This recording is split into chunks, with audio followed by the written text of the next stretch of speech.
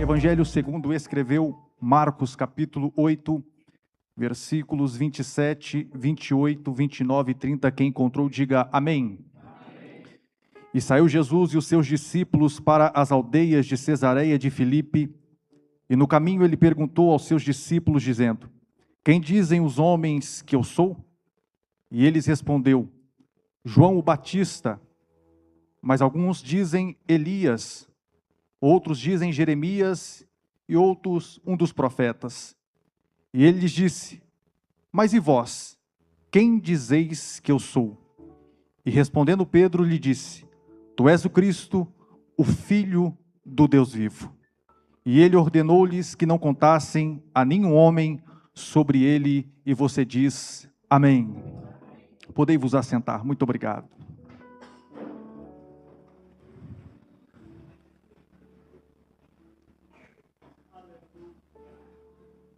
Quem é Jesus?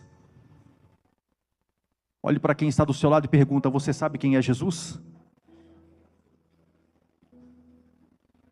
O Evangelho, segundo escreveu Marcos, foi escrito pelo próprio Marcos. Na verdade, o seu nome era João Marcos. E João Marcos, ele não foi discípulo de Jesus. Papias, um dos pais da igreja primitiva do segundo século, diz que o Evangelho segundo escreveu João Marcos é senão uma recompilação de informações de Jesus através de Pedro, porque como João Marcos não foi discípulo de Jesus, ele só escreveu este Evangelho através de Pedro, que foi discípulo de Jesus. Isto é tão verdade que na primeira epístola de Pedro, no capítulo 5, versículo 13, diz que Pedro chama João Marcos de filho na fé. No livro Eusébio de Cesareia, História Eclesiástica, nos diz que Pedro ia relembrando tudo o que Jesus fez no seu ministério de 3 anos e meio, e João Marcos ia escrevendo.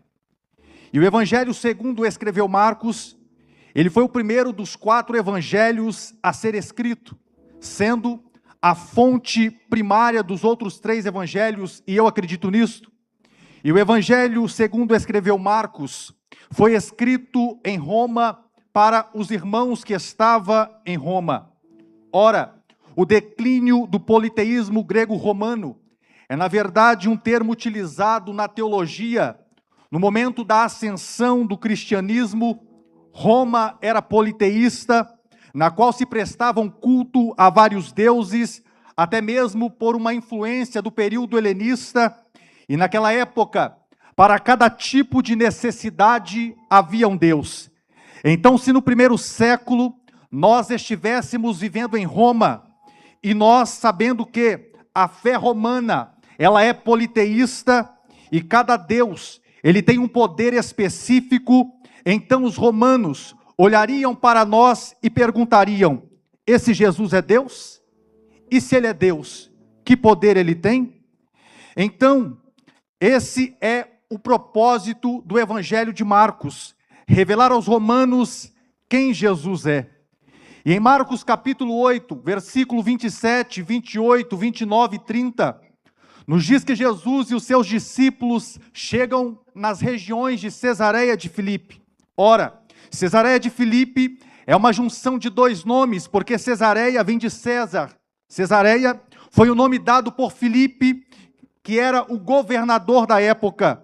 E naquela época, como ele era governador, e para diferenciar de Cesareia Marítima, então ele deu o nome de Filipe. Então passou a se chamar Cesareia de Filipe. E quando Jesus e os seus discípulos chegam em Cesareia de Filipe, Jesus pergunta aos seus discípulos: quem dizem os homens ser o Filho do Homem? Pastor Cláudio, essa pergunta ela é retórica, porque Jesus sabe quem ele é, mas Jesus queria saber o que as pessoas diziam ao seu respeito, sendo Filho do Homem, humanamente falando, por causa do que Jesus fazia.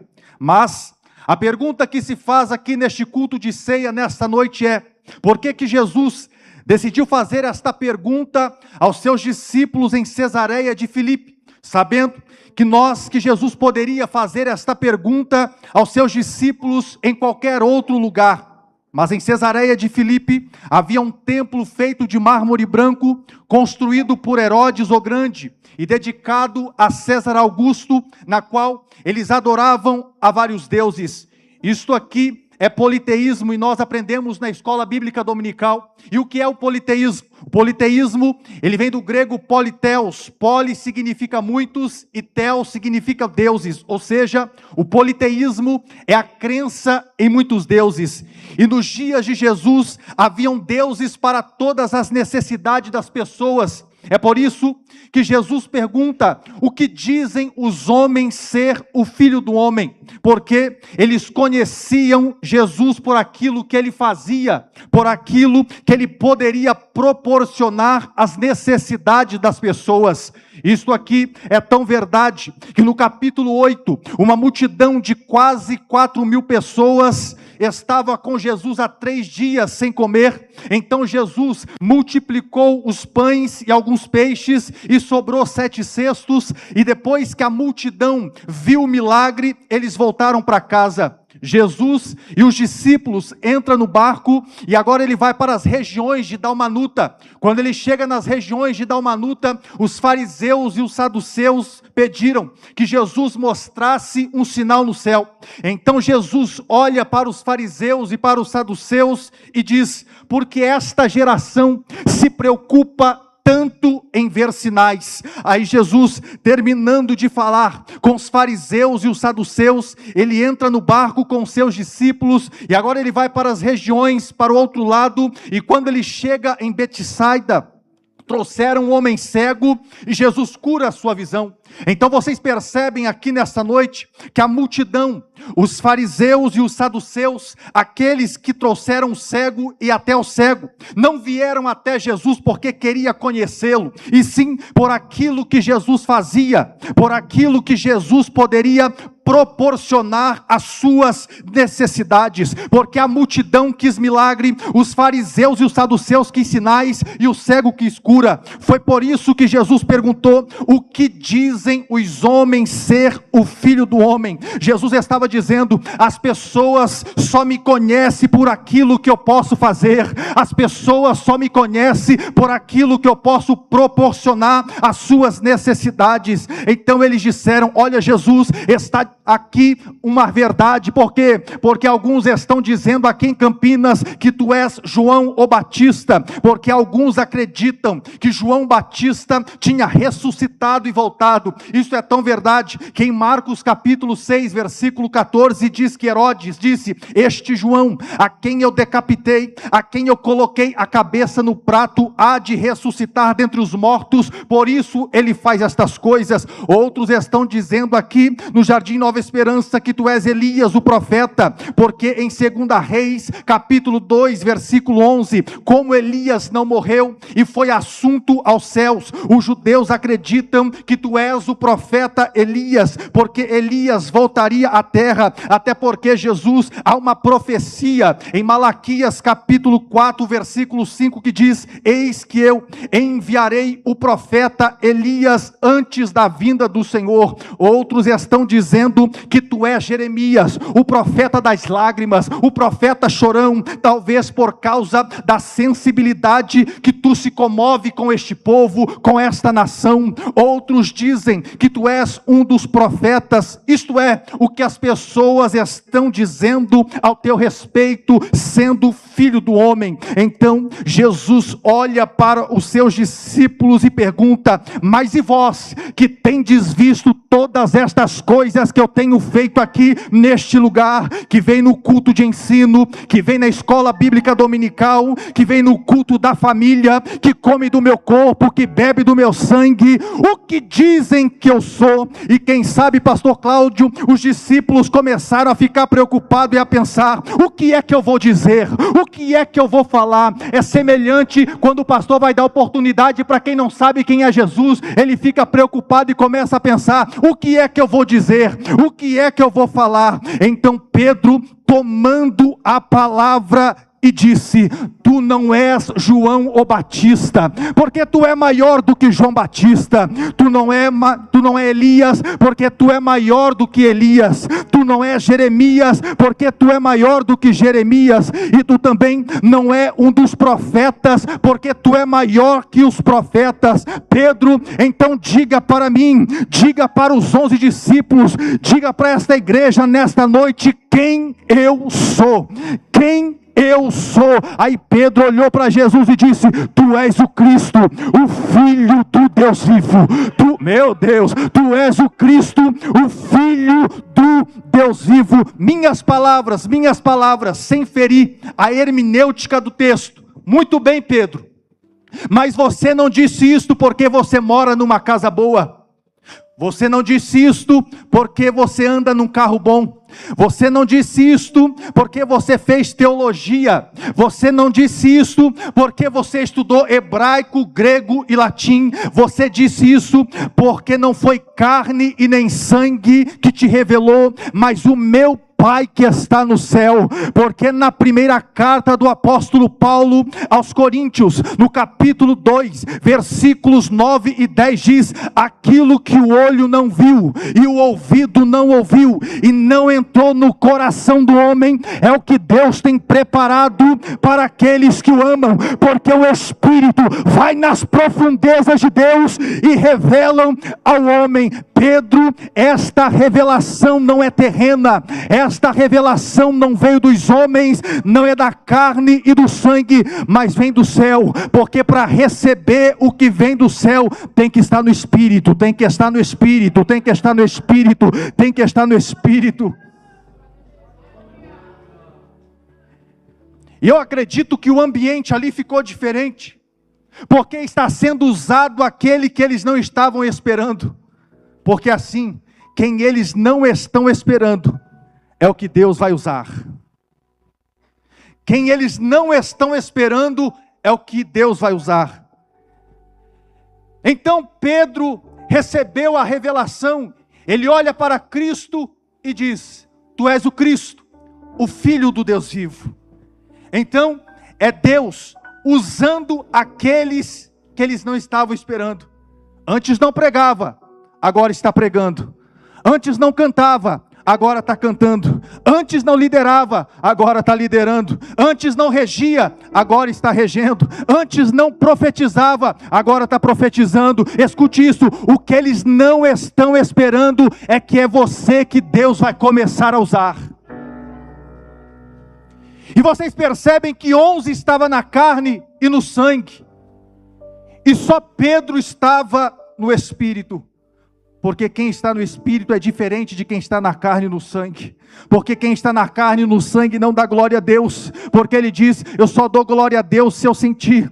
Eu só dou glória a Deus quando eu quero. Mas em Salmo capítulo 29, versículo 9 diz: Deus com o poder da sua voz sacode a natureza e no tempo todos dizem glória. Apocalipse capítulo 14, versículos 6 e 7 diz que o apóstolo João viu um anjo que voava no meio do céu e dizia com grande voz: temei a Deus e todos dão glória. Quem está na carne não levanta as mãos, porque ele diz: eu só levanto as mãos quando eu quero, eu só levanto as mãos quando eu sinto. Mas em Salmos capítulo 134, verso 1 e 2 diz: vinde todos nós servos do Senhor, vós que durante a noite estáis servindo na casa do Senhor, levantai as vossas mãos e adorai. Quem pode levantar a mão? Quem pode levantar a mão? Quem pode levantar a mão nesta noite e adorar ao Senhor? Mas quem está no Espírito já está dando glória. Quem está no Espírito já está levantando as mãos. Eu nunca vi pastor Cláudio, nesses 115 anos da Assembleia de Deus do Brasil, Deus parar um culto pentecostal e dizer: Assembleia de Deus Belém, glorifica menos aí embaixo que está atrapalhando eu trabalhar aqui em cima. Olha, irmãos, eu sou de uma teologia pentecostal, eu sou continuista, não sou sensacionista, eu respeito a teologia reformada, mas nós somos pentecostais, nós cremos na manifestação do Espírito. Quem acredita na manifestação do Espírito? Quem acredita na manifestação do Espírito? Quem acredita na manifestação do Espírito? Pedro disse: tu és o Cristo, o Filho do Deus vivo. E é comum nós chamarmos de Jesus Cristo, mas na verdade é Jesus o Cristo, porque Jesus é um nome, Cristo é um título, porque a palavra Cristo, ela vem do grego Christos, que vem do hebraico Machia, que significa ungido. Pedro estava dizendo: tu és ungido, a tua unção não é terrena, a tua unção ela é divina, porque o profeta Isaías, no capítulo 61, versículo 1, disse ao teu respeito, dizendo que o Espírito estava sobre ti, aleluia, e ele te ungiu para pregar aos pobres, para curar os feridos, para libertar os cativos. Ele está dizendo: tu és o Filho do Deus vivo. Ele estava dizendo: tu não és apenas filho de Maria, tu não és apenas filho adotivo de José, o carpinteiro. Tu és aquele que em João 3,16 deu testemunho dizendo: e Deus amou o mundo de tal maneira que Ele deu o seu Filho unigênito. Olhe para cá, no 4º século depois de Cristo, Jerônimo, ao traduzir os evangelhos, o hebraico, o grego, para o latim, o que nós conhecemos hoje como a Vulgata Latina, ele introduziu a palavra unigênito, porque naquela época havia uma heresia no 4º século chamado de arianismo, dos seguidores de Ario de Alexandria, que dizia que embora Cristo, ele possuísse uma natureza divina, ele não era da mesma natureza do Pai. Então Jerônimo, no intuito de combater esta heresia, ele introduziu a palavra unigênito, e a palavra unigênito, ela vem da Vulgata, ela vem do latim, e ela é a junção de dois nomes, único, gênito, gerado. Então João 3,16 seria: e Deus amou o mundo de tal maneira que Ele deu seu único filho gerado. Só que Jerônimo, querendo combater esta heresia do arianismo, ele piorou, porque o arianismo sabia que Jesus era filho, mas eles diziam que ele não era da mesma natureza do Pai. Só que no grego João 3,16 está: e Deus amou o mundo de tal maneira que Ele deu monogenos. Mono também é a junção de duas palavras, porque mono é um e genos é espécie, ou seja, João 3,16 seria: e Deus amou o mundo de tal maneira que Ele deu seu único filho gerado da sua espécie, da sua natureza. O que Pedro estava dizendo é: tu és único. Tu és único. Não há outro da mesma espécie, da mesma natureza e da mesma essência. Como a ti não há outro. Como a ti não há outro. E vocês observam que Pedro disse: Filho do Deus vivo. Filho do? Quem crê que Deus está vivo? Quem crê que Deus está vivo? E eu parto para o fim agora. Quem sabe Pedro, olhando, disse: em Cesareia de Filipe, tem deuses para todos os lados e para todas as necessidades. Quando precisa de casa, vai no Deus da imobiliária. Quando precisa de carro, vai no Deus da concessionária. Quando precisa de dinheiro, vai no Deus da casa da moeda. Quando precisa de cura, vai no Deus que cura. Mas está tudo morto. Mas tu não, tu és o Filho do Deus vivo. Tu és o Filho do Deus vivo. Ele está dizendo: Ele não está morto, Ele está vivo. Ele não está morto, Ele está vivo. Ele não está morto, Ele está vivo. Tu és o Cristo, o Filho do Deus vivo. Quando eu estava fazendo pós-graduação em Ciências das Religiões, eu descobri que há muitas religiões no mundo. Escute isto, eu termino agora. Nós somos a única religião na Terra.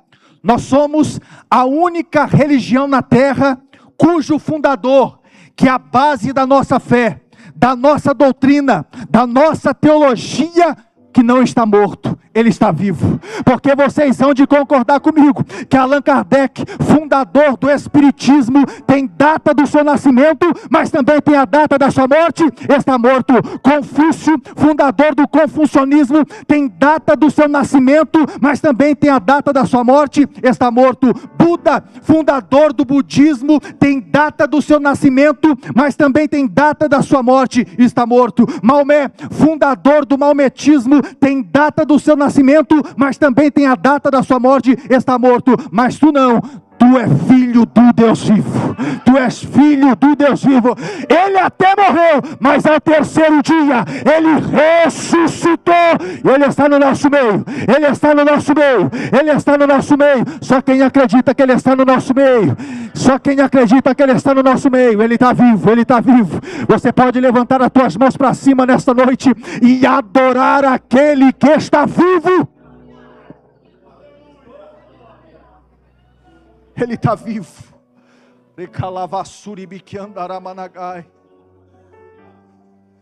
É isso que Pedro estava revelando a nós nesta noite. Esse Jesus não é simplesmente quem nós conhecemos que Ele é muito mais do que nós podemos imaginar. E esse Jesus que está vivo, que ressuscitou ao terceiro dia, é o mesmo que está aqui no nosso meio. Quem acredita nisso? Deus abençoe.